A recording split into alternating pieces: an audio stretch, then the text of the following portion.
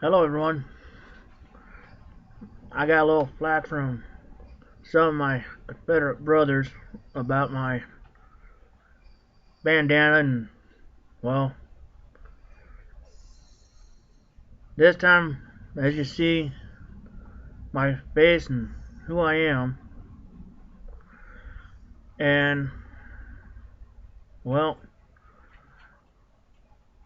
as all my brother and sister Confederates may have heard the current administration that 5 Taliban members out of Gitmo without approval or anything to save a deserter from the Yankee military. All I have to say is that's bullcrap. Anyone who has a brain in their head knows anyone who's a threat to a way of life should not be returned to the war zone, any war zone, on good behavior. As Obama is not a legal citizen, he does not have the right to hold the office he holds. He does not have the right to make the decision he's making. Hence why I said what I said in the last video, that I consider the land of Dixie my home now more than ever, is that reason and that reason alone. As outlaw bikers go, half the things they do, yeah, shade on the outside of the law, but most of them, scratch that, all of them has done some time in the military to earn the respect of those that they served to protect the freedoms of. I can name a few right off the top of my head that were started by former military members who just wanted to have a brotherhood like they had in the military. HAMCs, GJMC, Galloping Goose, just to name a few, were started by ex-military personnel. But they are declared outlaws because they wear a 3-piece patch. Well, in the AMC world, we're all brothers, and there's a code we all go by.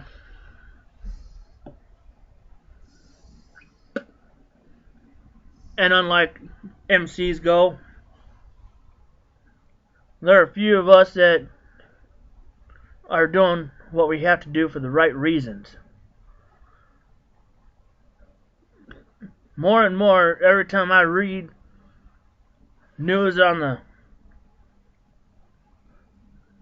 from independent sources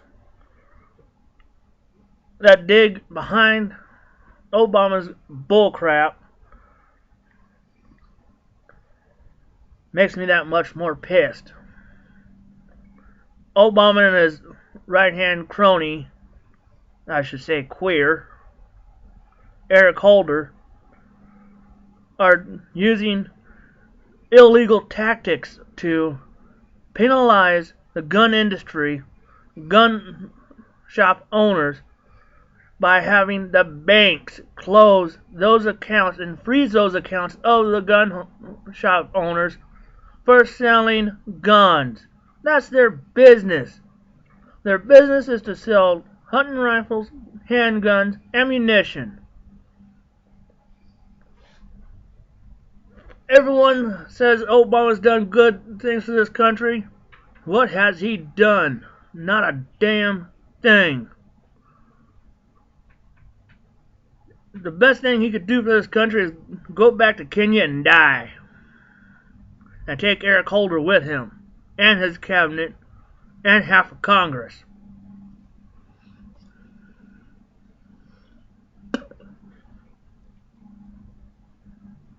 Now, for those who know me outside of internet, who's met me out on the road, I am a truck driver. I hold a Class A CDL. Even now, truck drivers are becoming targets of this administration for the only reason, get this, is that truckers are dangerous out on the roads. We're being declared terrorists because of our job. My brothers and sisters out on the road don't deserve that crap. We don't deserve to be targeted for a damn thing. But we are targeted. This administration wants to raise taxes on our fuel, want to raise taxes on our on everything we use to make the trucks run. They want to raise taxes on. They want to introduce new bullcrap regulations, mandates like diesel exhaust fluid. Who the hell has heard of diesel exhaust fluid until Obama took office? Nobody. Well, when the CSA comes back into play, I know where I'm heading and I know what I'm doing.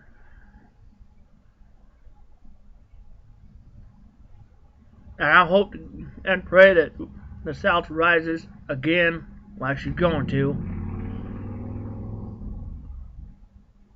And everything that we hold dear, our God-given freedoms,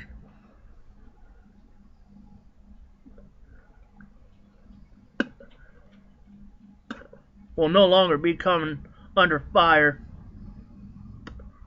for anything to gain a vote or two. Nancy Pelosi says, and I quote, "The new regulations are not unjustified because truckers are zooming up and down the highways and interstates and such as that in the LA area. How can truckers be zooming down the highways and interstates in California when the goddamn speed limit is goddamn double nickel for trucks? We can't be. The ones that are zooming up and down the damn highways are the goddamn four-wheelers that don't have a goddamn right to be there. 9 to 5ers, get your asses home, get off the road so we don't have to deal with you. Get to your home and stay there until your damn job until you have to go back to your damn job. You don't have to be out on the road at all hours of the damn night. The teenage drivers. 95% of truck wrecks involving a car is a teenage drivers who don't give a rat's ass about what they're doing.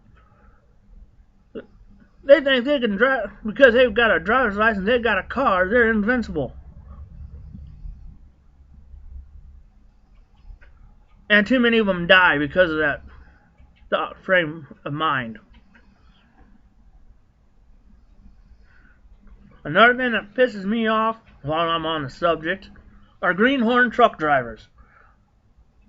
Like teenage drivers of cars, they think because they're in the cab of a big rig, they're invincible, they can go and do whatever the hell they want to do. Trust me, I've been down that road. And I say this every time I go out on that highway. We drivers, professional drivers, we put our lives on the line day in and day out. Any moment, we can lose our lives due to a wreck. This driver that's being charged, Walmart driver being charged in New Jersey, is just to demonize truck drivers even more. As I understand it, Walmart runs electronic logs. There's no way to prove that driver's with or without sleep at the time of the wreck. I feel bad about the loss of life. I feel bad that Tracy Morgan is in the hospital due to it. There's some things that cannot be explained away, but to demonize a truck driver because of his job or the color of his skin, that's wrong. Plain and simple, wrong. But that's today's society in a yellow-bellied, blue-balled Yankees world. Everyone's demonized no matter what.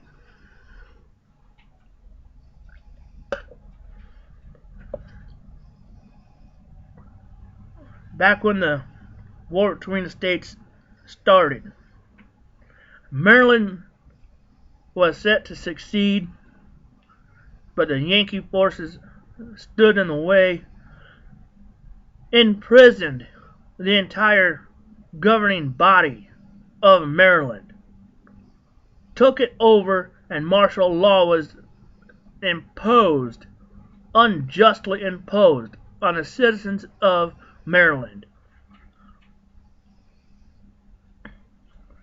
By orders, you guessed it, by the orders of Dishonest Abe. I say Dishonest Abe because of the simple reason he used slavery to start a war that he knew was a false reason.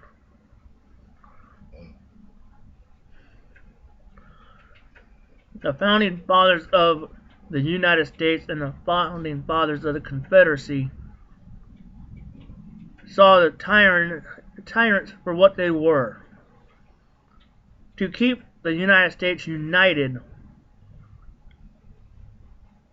the Obama administration bought off the Supreme Court to rule the way they did.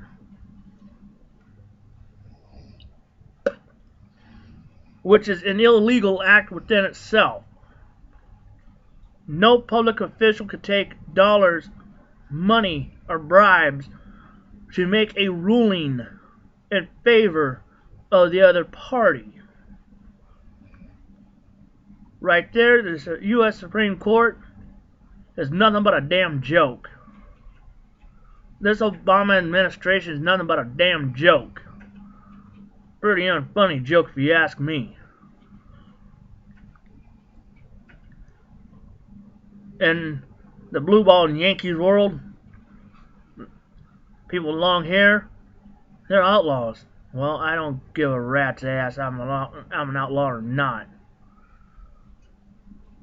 I'm a truck driver, I'm a biker, and I just don't give a damn about the Yankee Nation no more. Yeah, my job tells me I've got to deliver loads where I have to deliver them. I may not have to like where I go. I accept the load and go. Most truck drivers, like me, we tend to get in a hurry when we're close to our destination to get the load off, to get to the next load. Because if our truck wheels ain't rolling, we're not making any money. And there's some of us that like the greenhorns, they don't care. There's a lot of things that's going on in the industry as I see it that's making it harder and harder for us to do our jobs. These electronic logs, they're alright and fine and dandy as long as the computer doesn't crash. Once that computer crashes, you're screwed. You may have this driver uses electronic logs on your truck. But let me tell you something. When that computer goes down, you ain't got a paper logbook in your damn truck. You're facing a $1,000 fine. Or higher. As in California, that $1,000 fine may be a $5,000 fine and a loss of CDL. Because you can't pay it. Because you'll be in jail. You can't pay shit when you're in jail.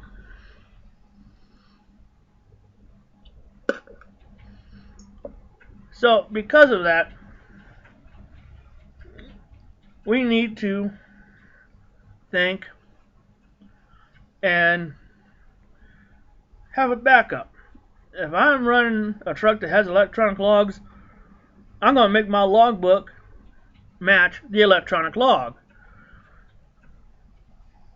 I have to do it that way. So if that computer goes down, I can show what I was doing for the time that computer was not down.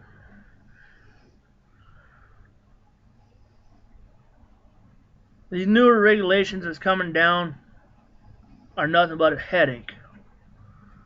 The administration we have is nothing but a headache. The time for this headache to be gone, we need a Tylenol the size of the damn Titanic to get rid of it. Now we all know what happened to the Titanic. Loss of life. All because there's not the proper amount of safety gear, life-saving gear that each vessel, ocean-going vessel, is required by law to have. They thought to get away with the minimum. Just like everything else, they think they can get away with having the minimum. I don't believe in that. What I believe in is being over-prepared for whatever may come.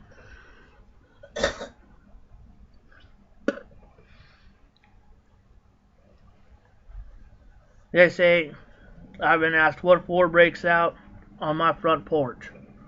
Well, war breaks out on my front porch, you better bet I'm going to grab my AR.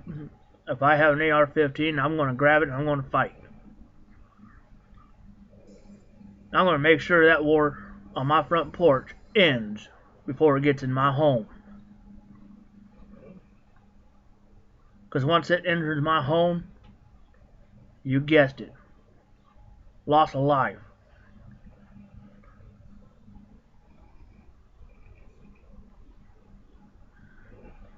It goes right down to the ability to defend oneself. We ain't got our guns. How can we defend our families? How can we defend ourselves? How can we go out and hunt food to put on the table if we ain't got hunting rifles and ammunition to do so?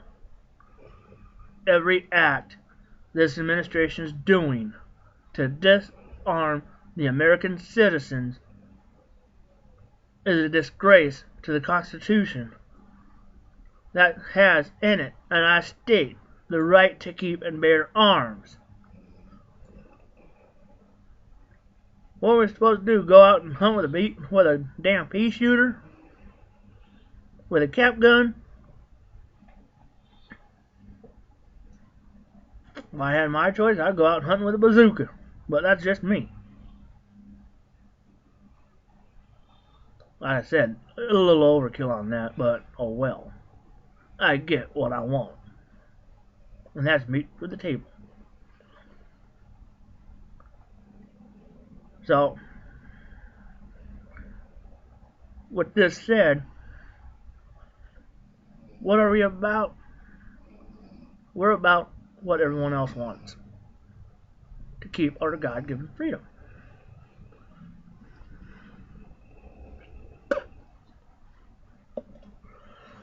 If you're declared an outlaw, so be it. If you're not, oh well. Just some of us do not conform to what other people think we should conform to.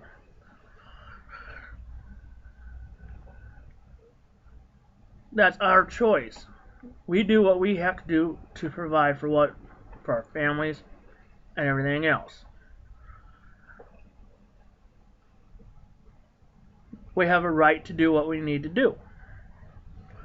Lately, I've been seeing a lot of posts for marijuana and health benefits marijuana has for it. Let me tell you what. I have several family members that have epileptic seizures. The marijuana just made it worse. Marijuana does not cure anything, does not hide anything. Those who say they smoke, they use it for the pain, they don't get high. That's a lie. But who am I? As you see, I dip tobacco. I smoke cigarettes. I drink coffee. I drink beer. I drink whiskey. That's legal. I go in for a random drug test today. The only thing they're going to find in my system is caffeine and nicotine.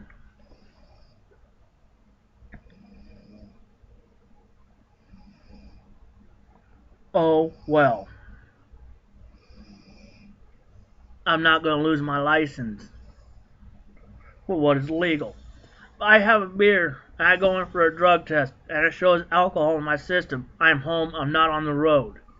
I'm not going to lose my license.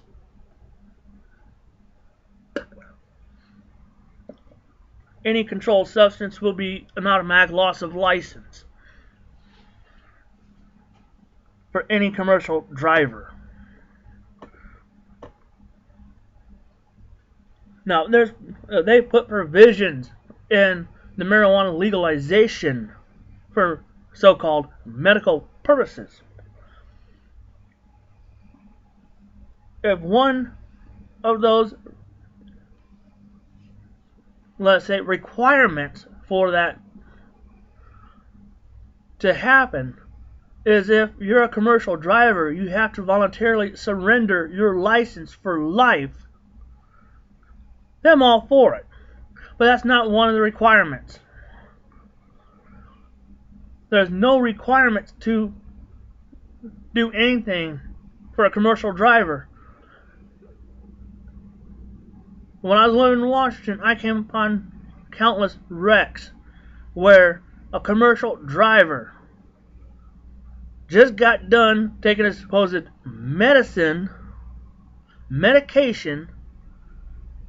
and killed a car full of teenagers, a family, or even another driver.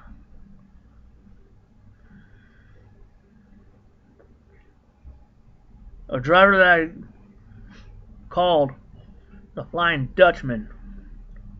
He's one such driver that lost his life due to another trucker smoking pot and hitting the road.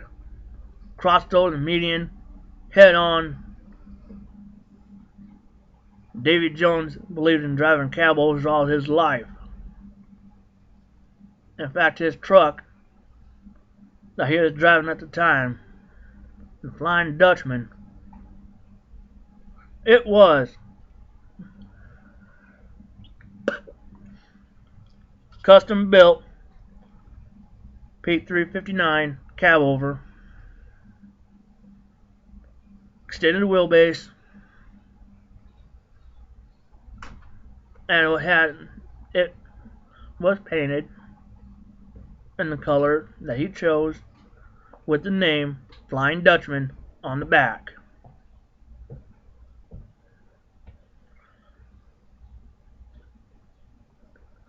Every day I hit the road, I think about him, his family, the ones he left behind. His son's now grown, probably a driver now. If he is, I wish him all the best and hope the best for him. If not, it's his choice. But as long as there's no provisions for these legalized marijuana distributors, or the provision to require commercial drivers to surrender their commercial license for the rest of their lives, I cannot support anything like that.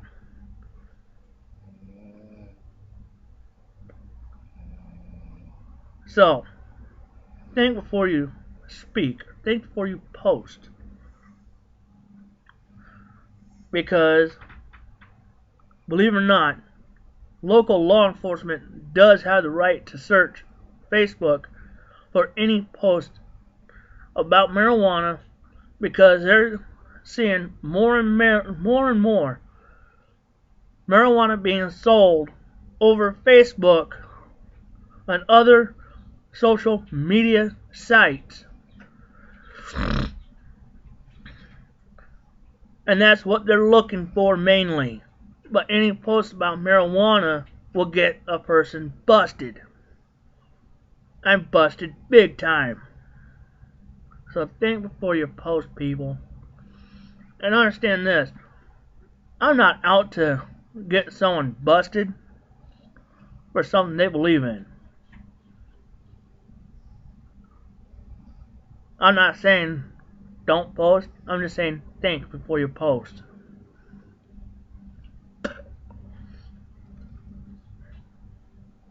Understanding what law enforcement is looking for and understanding what's going to get a person's profile or account red flagged by local law enforcement might help y'all think more before you post.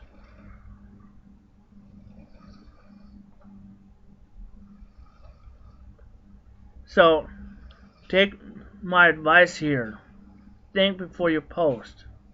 Understanding what the U.S. law enforcement is looking for might help you guys think more. The fact is that they're looking for sales of marijuana on Facebook, Twitter, and such as that. MySpace being another one.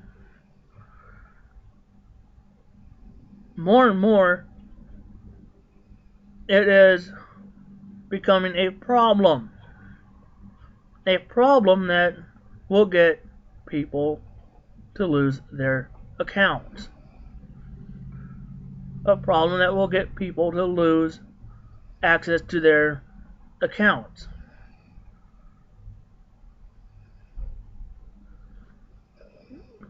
So trust me, think before you post.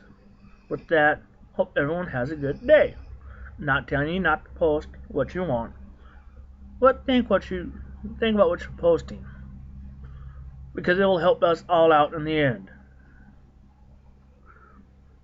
Thank you for viewing.